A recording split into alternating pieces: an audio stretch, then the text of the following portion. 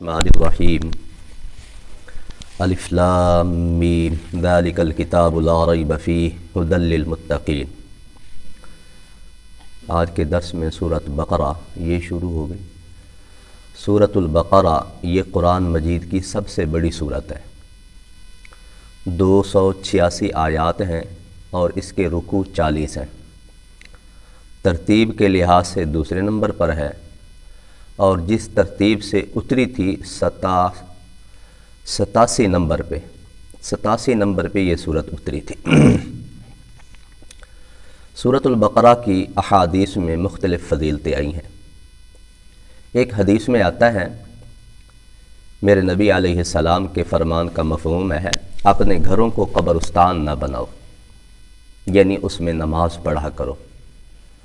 اور اس میں یہ بھی آتا ہے کہ جس گھر میں سورۃ بقرہ پڑھی جائے وہاں سے شیطان بھاگ جاتا ہے۔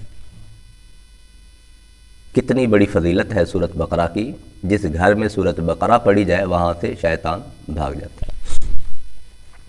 ایک حدیث میں میرے نبی علیہ السلام نے ترغیب دیا، سورۃ بقرہ کو سیکھو، اس کا سیکھنا باعث برکت ہے اور اس کا چھوڑ دینا حسرت کا باعث ہے، افسوس ہوگا۔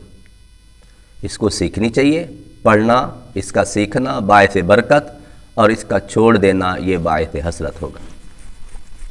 اور ایک حدیث کا مفہوم ہے کہ 2 روشنی والی صورتوں کو سیکھو، سورۃ بقرہ، سورۃ آل عمران، اس کو پڑھو۔ یہ قیامت والے دن سائبان کی طرح آئیں گی، بادلوں کی طرح قیامت والے دن انسانوں کے اوپر ہوں گی۔ اور ایک روایت میں اس کا مفہوم ہے حدیث کا کہ اس کی ایک آیت ہے آیت الکرسی، جو ساری آیات کی سردار ہے۔ اور ایک روایت میں ہے جو یہ آیت الکرسی ہے یہ عرش کے خزانوں سے اللہ نے دی ہے، اور اسی کی آخری آیات وہ بھی اللہ تعالیٰ نے اپنے عرش کے خزانوں سے دی۔ یہ ساری سورۃ بقرہ کی فضیلتیں ہیں۔ سورۃ البقرہ، بقرہ کا معنی گائے ہوتا ہے، بیل کو بھی کہتے ہیں، گائے کو بھی کہتے ہیں۔ اس سورت میں اور کچھ واقعات تو ایسے بھی ہیں جو قرآن مجید میں دوسری جگہوں پر بھی ہیں، لیکن ایک واقعہ جو اسپیشلی اسی صورت میں بیان ہوا ہے وہ گائے والا واقعہ بیان ہوا ہے۔ حضرت موسیٰ علیہ السلام کے زمانے میں ایک بندہ قتل ہو گیا، وہ حضرت موسیٰ کی خدمت میں حاضر ہوئے کہ ہمارا بندہ قتل ہوا ہے، کوئی حل بتا دیں، قاتل کا پتہ چل جائے۔ حضرت موسیٰ علیہ السلام نے اللہ کے حکم سے ان کو بتلایا بھی آپ ایسا کریں، ایک گائے ذبح کریں اور گائے کے گوشت کا فلاں حصہ آپ اس مقتول کو لگائیں گے، مقتول زندہ ہوگا، وہ بتائے گا کہ میرا قاتل فلاں ہے۔ اب حضرت موسیٰ علیہ السلام نے جیسے یہ فرمایا، اگر وہ فوراً کر دیتے تو ان کے لیے بہتر تھا۔ وہ لیت اللہ میں لگ گئے، کبھی پوچھتے موسیٰ وہ گائے کیسی ہو، اس کا رنگ کیسا ہو، وہ کتنی عمر کی ہو، کیسی ہو، رنگ، عجیب طرح کی باتیں۔ اب اللہ نے پھر ان کو بتانا شروع کر دیا، بھئی یہ گائے اس طرح کی ہو، اس طرح کی ہو۔ جب اللہ نے شرطیں بڑھائیں، وہ گائے اس علاقے میں صرف ایک ہی بندے کے پاس تھی۔ اب مفسرین نے لکھا وہ گائے اور اس کے پاس جی یہ گائے ہمیں دو، اس طرح یہی گائے ہے ہمارے پاس جو اللہ نے شرطیں بتائیں، اور کوئی گائے نہیں۔ انہوں نے کہا بھئی اس طرح جو گائے کا چمڑا ہے یہ تمہیں سونے کا بھر کے دینا ہوگا، پھر گائے تمہیں ملے گی۔ اب وہ گائے کے چمڑے کو انہوں نے سونے سے بھر کے دیا، گائے کو لے لیا، بعد میں چمڑا سونے سے بھر کے دیا۔ اب انہوں نے گائے کے گوشت کا ایک ٹکڑا لگایا مقتول کو، مقتول نے بتا دیا کہ میرا قاتل تو فلاں بھتیجا ہے، جو بڑا بنا پھرتا تھا کہ میرا چچا قتل ہو گیا ہے جی، اس کا وہ وراثت کے اس میں تھا، لالچ میں کہ چچا مار دوں گا ساری وراثت مجھے مل جائے گی۔ اب اس واقعے میں بہت سی باتیں، اس میں ایک تو اللہ کی قدرت تامہ سمجھ میں آتی ہے، اگر تو صرف مردہ خود بخود زندہ ہو گیا تو خود بخود ہمارے مردے کیوں نہیں زندہ ہوتے، اور اگر گائے کا گوشت لگانے سے زندہ ہوتا ہے تو ہمارے پاس پتہ نہیں کتنی گائے ذبح ہوتی ہیں، ایک گوشت کا ٹکڑا ہم بھی رکھ لیں، جب ہمارا مردہ اس دنیا سے جائے ہم بھی لگائیں شاید زندہ ہو جائے۔ نہیں، اس سے سمجھ آیا کہ اللہ کی قدرت سے وہ مردہ زندہ ہوا، اللہ نے اپنی قدرت دکھائی ہے۔ اور اس سے معاد کا بھی مسئلہ سمجھ میں آیا کہ بالآخر ہم میں سے ہر ایک نے جس طرح اللہ نے اس کو زندہ کیا تھا، اس طرح اللہ نے ہمیں مرنے کے بعد دوبارہ زندہ کرنا ہے، اپنے پاس حاضر کرنا ہے۔ تو اس صورت میں یہ جو واقعہ آیا ہے یہ قرآن مجید میں کہیں اور نہیں آیا، یہ بقرہ والا واقعہ ہے، گائے والا واقعہ ہے، اس وجہ سے اس کا نام سورۃ البقرہ ہے۔ یہ سورۃ الفاتحہ کے فوراً بعد سورۃ البقرہ ہے۔ اس کا مفسرین نے ربط لکھا ہے کہ جب ہم دعا کرتے ہیں اللہ ہمیں سیدھی راہ دکھا، اہدنا الصراط المستقیم، اللہ نے فرمایا سیدھی راہ چاہیے، او ذالک الکتاب لا ریب فیہ، یہ کتاب ہے، یہ کتاب ہے سیدھی راہ، اسے لے لو، واعتصموا بحبل اللہ جمیعا ولا تفرقوا، سارے مل کے اسے مضبوطی سے پکڑ لو، آپس میں اختلاف نہ کرو، انشاءاللہ یہی کتاب ہی سیدھی راہ تمہیں دکھائے۔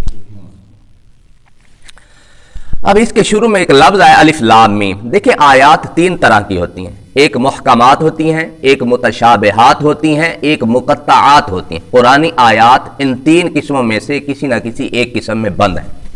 جو محکمات ہیں، محکمات آیات وہ ہوتی ہیں جن کے الفاظ بھی معلوم، معانی اور مطلب بھی معلوم ہوتا ہے، اس میں کسی قسم کا شبہ نہیں ہوتا۔ قرآن مجید کی اکثر آیات محکمات ہیں۔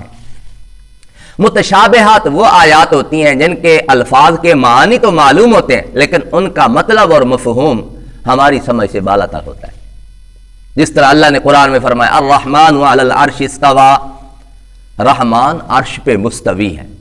اللہ کا استوا کیسا ہے، کیسے میرا رب عرش پہ بیٹھا ہے، کیسے بیٹھا ہے، کس حیثیت سے بیٹھا ہے، اب اس میں پڑھیں گے، اس میں پڑھنے کی ہمیں ضرورت نہیں ہے، جیسے میرے رب نے کہہ دیا ہمارا اس پہ ایمان ہے۔